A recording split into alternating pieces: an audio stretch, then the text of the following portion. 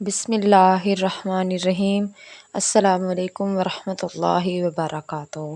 پیارے سامعین، قرآن پاک کی واحد لاڈلی صورت ہے جو اللہ تبارک و تعالی سے لڑتی ہے، لیکن کس کے لیے؟ یقیناً اس صورت مبارکہ کو پڑھنے والے کے لیے، اور اس صورت مبارکہ کے حیرت انگیز فائدے جان کر آپ دنگ رہ جائیں گے اور اس کو اپنی زندگی کا معمول بنا لیں گے۔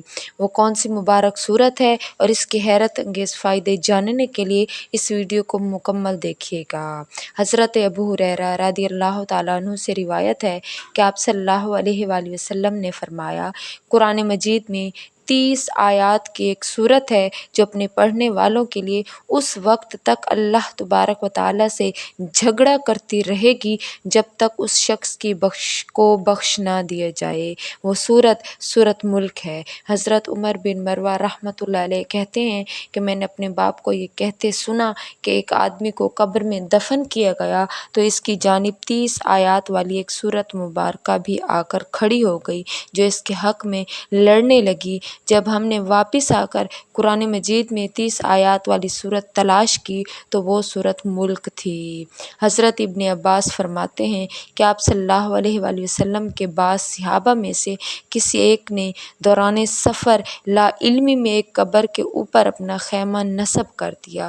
آپ صلی اللہ علیہ وآلہ وسلم کے صحابی کو یہ علم نہ ہو سکا کہ اس جگہ کس کی قبر ہے۔ اچانک اس قبر سے کسی انسان کی سورت ملک پڑھنے کی آواز آنے لگی، حتیٰ کہ سورت ختم ہو گئی۔ واپسی پر اس صحابی نے اس تمام واقعہ کا آپ صلی اللہ علیہ وآلہ وسلم سے ذکر کرتے ہوئے عرض کیا، میں نے لا علمی کی بنا پر اپنا خیمہ ایک قبر پر نصب کر دیا۔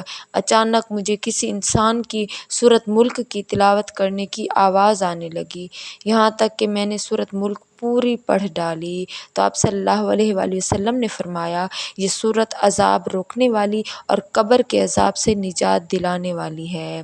اس سورت ملک کی آیت نمبر 13 اور 14 کے بارے میں حضرت ابن عباس سے روایت ہے کہ یہ اس وقت نازل ہوئی جب مکہ میں مسلمانوں پر عرصہ حیات تنگ کر دیا گیا تھا اور رسول اللہ صلی اللہ علیہ وسلم چھپ کر عبادت کرتے تھے۔ جب اپنے اصحاب کے ساتھ نماز پڑھتے تو اونچی آواز سے قرآن کی تلاوت فرماتے۔ جب مشرک سنتے تو قرآن اور نبی کریم کو برا بھلا کہتے۔ اللہ تبارک و تعالی نے آپ صلی اللہ علیہ وآلہ وسلم کو حکم دیا، وَلَا تَجْهَرْ بِالصَّلَاةِ کہ زیادہ اونچی آواز سے قرآن نہ پڑھیں کہ سن کر مشرک آپ کو اور قرآن مجید کو گالیاں دے، وَلَا تَخَافَتْ بِهَا اور نہ ہی نیچی آواز سے پڑھیں کہ آپ کے ساتھی بھی قرآن کی آواز نہ سن سکے، بلکہ وَابْتَغُوا بَيْنَ ذَلِكَ سَبِيلًا درمیانی آواز سے قرآن پڑھا کریں، کیونکہ اللہ تبارک و تعالی تمہاری ظاہری و باطنی باتوں کو جاننے والا ہے۔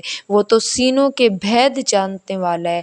وہی نہ جانے جس نے تمہیں پیدا کیا، وہ باریک بین اور ہر چیز سے باخبر ہے۔ حضرت ابن عباس نے ایک آدمی سے کہا، میں تجھے ایک ایسی حدیث نہ ہدیہ کروں جس سے تو خوش ہو جائے؟ اس آدمی نے کہا، کیوں نہیں، ضرور۔ حضرت عبداللہ بن عباس رضی اللہ عنہ نے فرمایا، سورت ملک خود بھی پڑھیں اور اپنے اہل و عیال اور گھر کے تمام بچوں حتیٰ کہ اپنے پڑوسیوں کو بھی پڑھنا سکھاؤ، اس لیے کہ وہ قیامت کے روز عذاب قبر سے نجات دلانے والی اور جھگڑا کرنے والی ہے۔